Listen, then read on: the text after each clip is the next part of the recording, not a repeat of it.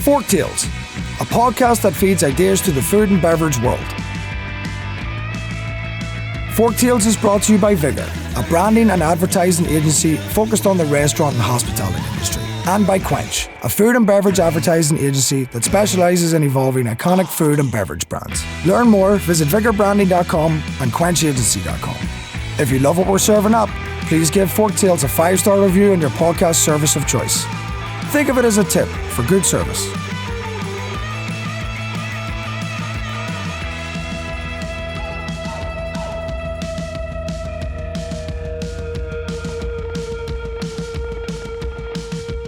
Hi there, and welcome to Forktales. Today at Forktales, we're joined by a friend of mine, Edward Medina, president of Ramona's Food Group. Ramona's is a family-owned business known for its authentic Mexican meals. Under Edward's leadership, Ramona's has transformed from a struggling business into a thriving brand rooted in tradition and innovation. Edward, thank you so much for being with us today. Thank you, Mike. It's great to be with you.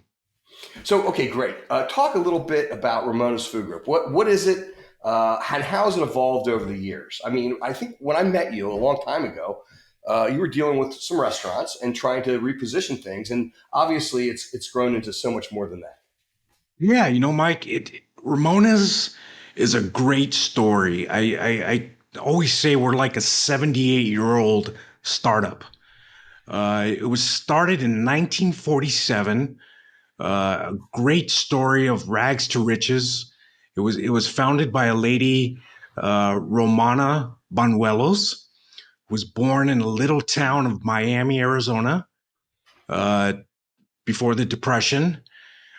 During the Depression, her family, even though they were United States citizens, were deported to Mexico. Wow. That's just kind of how Arizona rolled back in the day. Mm-hmm. And, she eventually made her way back to Los Angeles. Started making tortillas, which she delivered on the bus, which is an amazing feat in itself. Shortly after, she became friends with the guy named Glenn Bell, who sounds familiar to many of you. He's the guy that started Taco Bell. Mm-hmm. So we were the main tortilla supplier to Taco Bell in the 60s and 70s. Obviously, they got too big for us. But so we ended up kind of exploring into food service, and eventually we got into frozen burritos Mm-hmm. In the early 70s. At the same time, we had a couple restaurants here in Gardena, California, which became kind of like a local community staple. Mm-hmm. Very popular, serving great Mexican food, and that's kind of the history of it. Yeah. So obviously deep authenticity. The roots of Ramona's are, go far back. How do you in today's food landscape, what does authenticity mean to you? Yeah, it's staying true to our roots. Our recipes are over 100 years old. I forgot to mention that when Mrs. B, as we call her, was Mm-hmm. a young girl, her and her family used to make food for the miners, the gold miners in northern Mexico, and the miners would actually pay with gold flakes. Wow. And so that's how they made a living. But she carried those recipes from her early days. So we have not ventured from those. There's been a lot of pressure to start using canola oil and Sure. all kinds of substitutes. But, we like to think of ourselves as like the in and out of Mexican food. We do a couple things. We do them well. I know everybody's going to chicken sandwiches, but you'll never see In-N-Out go to chicken sandwich. Right. That's right. So we just kind of do what we do, and the results speak for themselves. Yeah. I mean, a lot of companies and restaurants will jump on the next trends and stuff to try and stay out in front or keep up, whichever the case may be. But there's something to be said for the authenticity. And you mentioned In-N-Out. I mean, they stay true to who they are. They always have, and they always will. And I think because of that, people have a deep appreciation for the brand. Right. I would like to expand as much as In-N-Out, but Sure. we'll get there eventually. So, okay, Ramona's is family owned, and we've talked a lot about founders on this program and CEOs of family owned companies. When it comes to the families, that has great benefits. There's also struggles. We all know that. So, what's the family dynamic like at Ramona's, and how do you make it work? Can you talk a little Sure. maybe about the history and how it is now? Yeah, right now it works out great. So Ramona's is owned by myself and my cousin Robert. Robert is the grandson of the founder, and we have a great dynamic. Primarily because there's an age difference. I'm about 14 years older. Mm-hmm. We're also very different. I'm the accountant Mm-hmm. of the family. He's kind of the rock and roll foodie of the family. So it's a great partnership because we kind of stick in our own You complement each lanes. other, yeah. Yeah, we complement each other, kind of yin and yang, Mm-hmm. which is kind of nice. And it wasn't always this way. When I first came to Ramona's, I was not an owner. I came on in the finance role, and the dynamic in the family was not very good. It was quite ugly, actually, Mm-hmm. which kind of led to our purchase in Yeah. 2017. So it kind of worked out. That's wild. It's interesting because a lot of times, obviously, when the family stuff isn't working, it ends up getting parted out or outside buyers. But you're able to do it within the family, which is really kind of cool. So that's awesome. So back on the family thing, I mean, there's obviously a lot of advantages to corporate structure. But then there's also a lot of advantages to independence. I mean, I'll say this as an agency. Owner, we own several agencies, but we're 100%, fiercely, as we say, independent. So we don't have to answer to shareholders or board or anything like that. What do you think are some of the unique advantages of being family owned? Well, I think there's the kind of the obvious ones. We can make really quick decisions, new products, personnel issues, kind of investment issues. We can literally go to lunch and decide over a martini. It's Yeah. like, hey, this is where we're going. So you drink martinis at lunch, is what you're saying? Sometimes, Okay. Well, I respect that. You're the financial guy. You can do whatever you right? want. And also, we can just really rely on each other. I think more than just somebody that's completely independent. There's a family bond that we're looking out for each other, and that's a really strong bond. Yeah. So, Now, have there ever been moments other than over martinis where the family lines have in business got blurry? I mean, when you're kind of going back and forth there.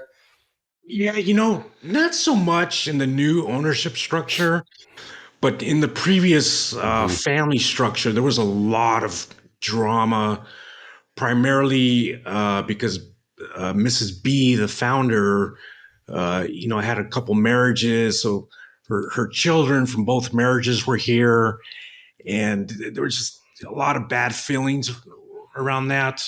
So just people were not kind of rowing in the same direction. It was Sure. always, well, your grandpa was this and your grandpa was Mm-hmm. that, and just, oh man, Yeah. it was not a good scenario. Makes But for tough holidays. oh yes, there was actually no holidays, but Oh, I'm sorry.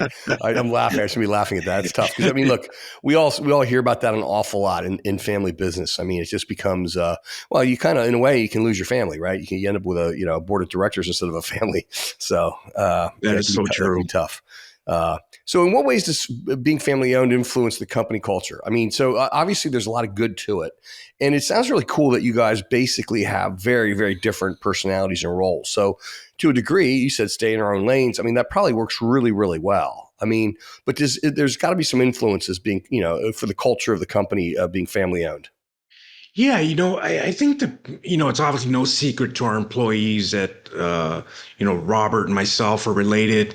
And I think I hate to overuse this, right? Because it gets overused a lot, but, we all have a family culture. Mm-hmm. We're very small, we're very lean. So, we know everybody by first name. We go to people's funerals, we go to people's marriages. Mm-hmm. It's really kind of small knit community here, and to me the culture we've tried to create is some very independent. I like to say culture is the way people act when I'm not here. Yeah.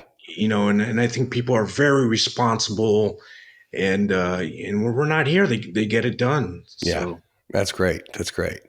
So I'm going to talk about you here a little bit, though. You started Ramona's as a director of finance in 2012, and you said you were an owner, right? yeah. Ramona's was struggling when you came in. You described the state of the company as bleak. You and your team turned it around in 6 months, which is amazing. Talk about what you saw, and then when you started, and what you did to turn it around. Yeah, so I always remember my first day here. I was filling out the required HR docs, and I just hear people throwing f bombs in the office next door, like just really cussing each other out. And I'm like, wow, this is my first day, and this is what it's like. And shortly after, I learned, the company was losing 200 to 300,000 a month.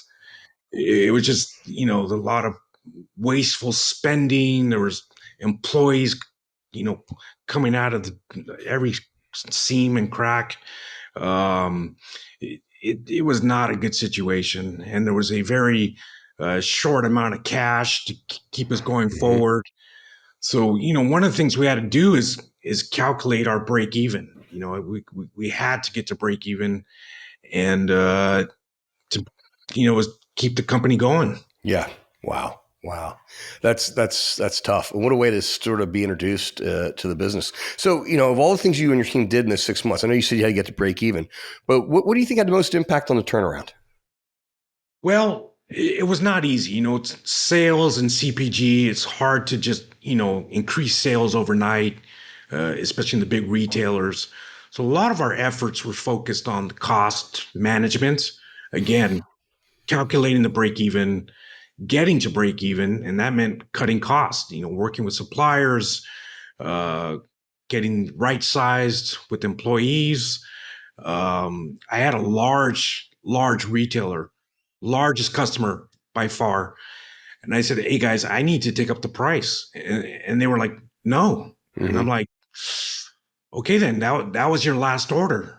And, playing almost playing Hardball. chicken, Yeah. hardball. Yeah. And, because I knew our product is worth it. We're a big customer to them, and the final customers, the public, they love our products. Mm-hmm. And sure enough, they called me the next day and they said, Ed, whatever price increase you need, take it, but Mm-hmm. just keep in mind the final consumer has to kind of take that price increase as well. So they became a really good partner after that. Mm-hmm. That's great. And look, it is tough, right? We all deal, no matter what your business is, you deal with competition, pricing constraints, and the market as a whole. And you have to be able to thread that needle, right? I mean, you need to make a profit. You need to take care of your company, but there's the consumer in the end, and obviously, in your case, there's the retailer, which is tough. I mean, not an enviable position to be in. But it's funny, we all have, as we're entrepreneurs or we're growing companies, we always have this sort of like, moments that they stick out. Like, literally you said playing chicken with your largest client.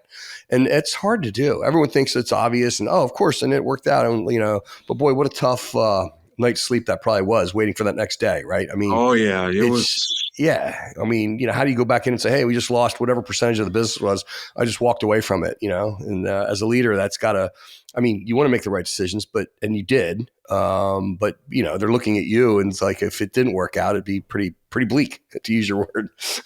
So, No, it was kind of life or death at that point. So well, that's great. So what was the mindset like for within Ramona's, like your team that, you get on board, you're taking over leadership. Was it difficult to lead them, or, were they eager to follow? Did they want the help? They see maybe some dysfunctionality that you were maybe like a voice of reason to break through?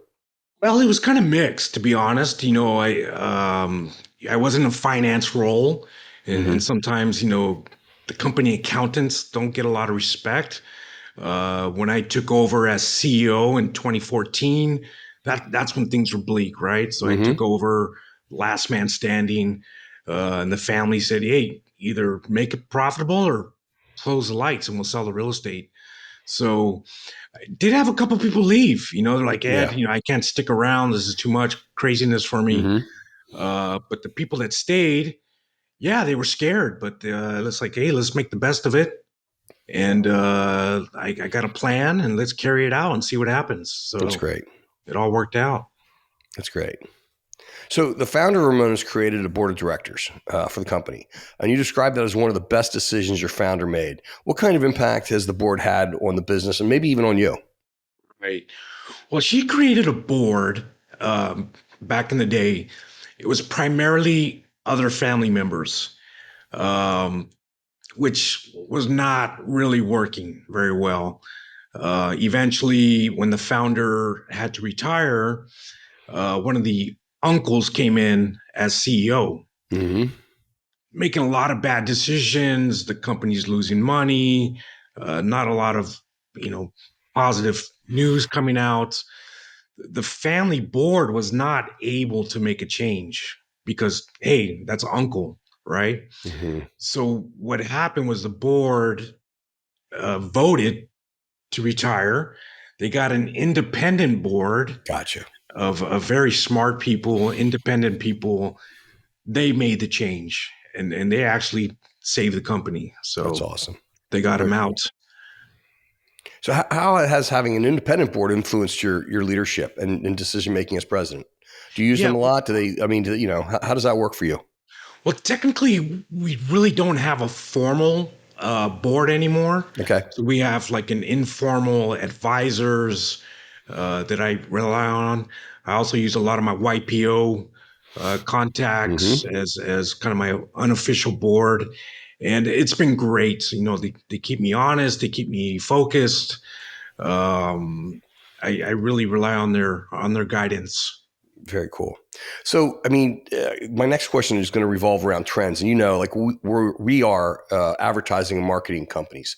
We're made up of several different agencies at Pavone Group, and one is Quench, which is the CPG food and beverage agency that and then another is Vigor, which is a restaurant agency, right? And so every year, the team at the Pavone Group puts together our annual food trends, tying in restaurant trends, tying in flavoring trends, CPG, like what's just going on, right? Like what is happening. So how do you track trends, and what sort of trends are you watching in the industry? Yeah, well, Michael, your report that you guys put out is very useful to me. I do refer to that very frequently Oh, great. throughout the year to I see wasn't what looking for a plug there, by the way. It really wasn't. I'll send you an invoice later. Okay. Yeah, no, it's information like that from people like you that are on the ground. You're seeing, what's happening. While I'm stuck here in this office trying to, keep the operations going. Mm-hmm. Um, and what I'm seeing, Mexican food is very, very sexy right now. Yep. Obviously, everybody and their mother knows that, Siete was sold for, quadrillion dollars. There is a push to healthier Mexican food, Mm-hmm. high protein. I would say the only bad news in Mexican food, I think Tex-Mex is kind of dying out. I see some of the Tex-Mex restaurant chains kind of shutting down. I think that's become kind of passe. Mm-hmm. But I'm happy. I love being in Mexican food. I think it's very exciting, and it's almost American food now. Yeah. So Well, I would say you're so on trend. It's not even funny. I mean, it's just truly, it's American food, like you said, right, which is great. yeah, Now, so one of the things that's interesting to me is I get to see and meet and work with a lot of CEOs, whether it's on the CPG side at Quench or the restaurant side at Vigor. And it's wild because a lot of times you'll see restaurants that will create their own CPG products. I mean, that's kind of what happened with Ramona's, right?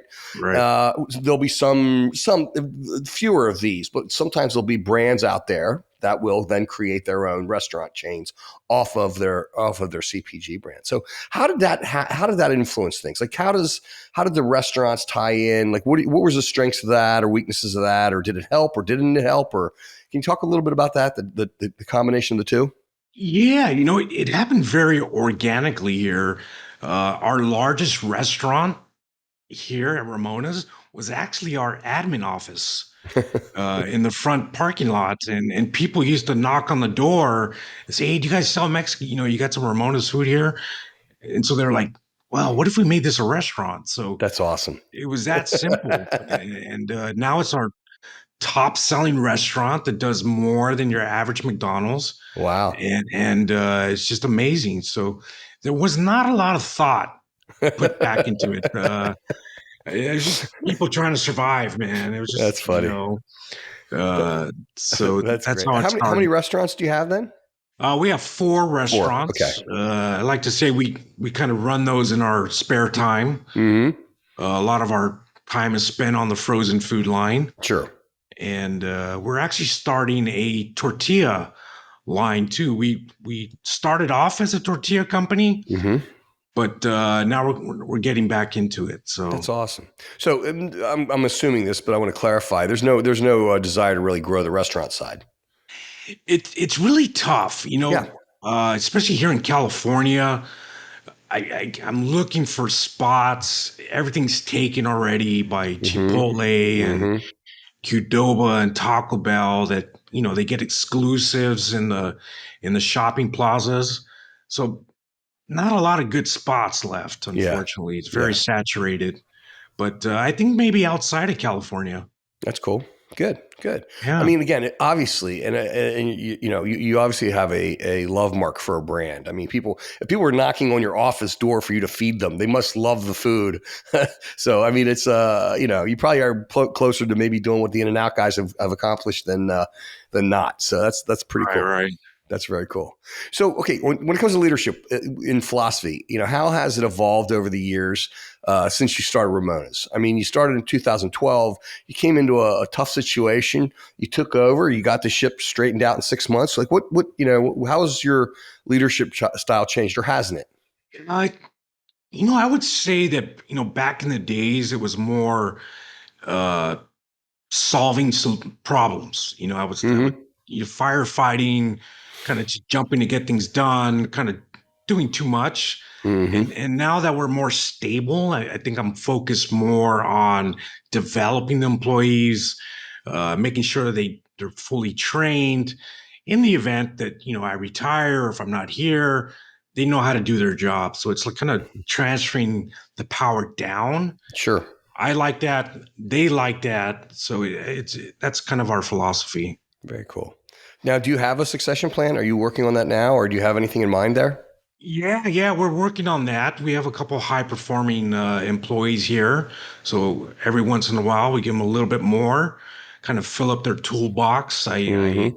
I analyze what they're missing, and then I give them experience Very cool. to kind of fill that toolbox. Very cool. Very Yeah. cool. So the growth is happening. I mean, how does the growth happen I'll say in the frozen side? I mean, obviously you have a good product. People know it. I'll say it's somewhat of a love mark in the region. People are eating it and trying it. And how are you getting growth? How is that? How is this scaling up? Right now, we're just focused on Southern California, Mm-hmm. Southwest USA. I I read a book. It's called Small Giants, Mm-hmm. and I cannot think of the author's name right now. But he said you can be a small company and still be very successful, very profitable, and just live a good life, man. Mm-hmm. I always run into these entrepreneurs and like, oh, I want to be $100 million company. Mm-hmm. And you ask them, why do you want to be 100 million? It's like, well, everybody wants to be 100 million. Like, that's the natural order of things. Right. I'm like, bro, just be a $20 million company, have plenty of work life balance, Mm-hmm. be super profitable, take your vacations and make it last, So Yeah. that's what we're focused on right now. Yeah. It's funny. My wife and I were talking a lot about work-life balance over the weekend. I said, you know what it comes down to? It works out perfect. I work a lot. She enjoys life, and that's our balance. So and she agreed. So Yeah, no, once again, it was a perfect balance there. So very, very similar situation here. so you said culture is what happens. This is interesting. You said culture is what happens when you're not there, and I agree with you on that, because I always say I can't institute culture. I can't press the button and say, hey, we want culture now. But what do you think you can do? How can you describe your culture at Ramona's, and then talk about like what you can do or what you've done to help build it? Okay, well, it's a lot of it is learned, kind of learned behaviors. You know, I work hard. I'm always pushing. I'm always trying to improve. I in the previous life, I worked at Toyota, Mm-hmm. and they have the Kaizen. Yeah, sure. Always improving. Yep. I'm Total I'm improvement. always challenging people. What can we do better today? How do we make this a better place for everybody, our employees, our customers? And so I think that just kind of permeates down to where people are always just trying to improve. We got people going back to school. We're very flexible with time off. So Mm-hmm. I think it just kind of permeates throughout the company. That's great. Do you have like a lot of pressures from other companies nearby that are plucking your folks, or, is there a lot of competition for the workforce? Well, mm, not really. Okay. And I will say it's almost getting easier, but for a bad reason. A lot of companies are leaving California. Yeah. I think California really doesn't want businesses like mine Mm-hmm. in California for a variety of reasons. And so a lot of them have left. A lot of food companies have left. They're going to Texas or going to Mm-hmm. Tennessee. Mm-hmm. So not, I think our unemployment rate's like 6% here in Mm-hmm. California. So yeah, not a lot of opportunities anymore in Yeah. food. Wow. So Wow. So, we talk about, and again, you come from a really neat sweet spot where it's, and I have several brands that I work with and people I know that have done the restaurant / CPG. What advice would you give a founder entering into that space now? Like, and talk about like, if I have a restaurant, you can give me advice on if I'm just entering the CPG world as a president or as a brand, but also talk about it from a restaurant perspective to the CPG. I always find that to be really fascinating. yeah, well, if they're going strictly CPG, I would say, get profitable as quickly as possible. It's actually a game changer, and it's, kind of cliche, but when we were not profitable, we Mm-hmm. made a lot of bad decisions. Yep. We took clients that we shouldn't have. We sold products that we shouldn't have. We had pricing that was too low because, oh, we'll make it up in volume. The whole cost Mm-hmm. accounting joke. And so we made a lot of bad decisions. When we became profitable, that's when life got slower. We could, make better decisions, make better products. Mm-hmm. And going from a restaurant to CPG, that is tough, my friend. It's you have to do it like as a regional play. And I actually know a couple people actually on the East Coast that have Mexican restaurants, and they're making basically burritos in their spare time, Mm-hmm. frozen burritos in their spare time, and selling them to local retailers. And what they're finding is, they get to that inflection point where, okay, we either got to go hard or we just Right. got to stop because Right. we're killing ourselves. So And get then to the that capital point. expenses kick in, right? And then you're looking Yeah. at that big nut for that factory and everything else. And yeah, Yeah. So either partner, get a yeah, co-man, but don't try to, do it yourself. yeah. We had the luxury of doing this in, the 1960s, 1970s when, money was cheap and maybe permits weren't so rigorous, but it's a whole different mindset. The restaurants frozen, it's a different Yeah. customer. It's really insanity. That's great. That's Yeah, great. yeah. All right. Well, I have one final question for you. So, and it cannot be one of your burritos. I'm sorry, but last question: if you had one final meal, what would you eat and why? Wow. Well, I think I'm a 12-year-old boy, so I think I'm gonna go with the McRib and the McRib. Shamrock Shake. Wow. Wow. Yeah, It's just very colorful. It's a very colorful meal. very colorful, and it Not stays with particularly you a good for while. you, but yeah, I was gonna say not particularly healthy. But hey, that's all Right, right. It's your right. last meal. What does it matter, right? Last meal, bro. You're Yeah, done. yeah, yeah. You can just Uh, go out with a minty Shamrock Shake. Go out with the bang. That's But fantastic. yeah, that would be it. Well, Edward, you were awesome. I always enjoy talking to you, and it's great seeing you. And really want to thank you so much for your time today. This was a fascinating interview. Thank you, Michael. Thank you for having me on, and look forward to seeing you soon. Absolutely. Thanks. Bye-bye. Yeah, no worries. I got to get to the beginning here. Hi there, and welcome to Forktales. Today on Forktales, we're joined by Edward Medina, president of Ramona's Food Group. Ramona's is a family-owned business known for its authentic Mexican meals. Under Edward's leadership, Ramona's has transformed from a struggling business into a thriving brand rooted in tradition and innovation. Edward, thank you so much for joining us.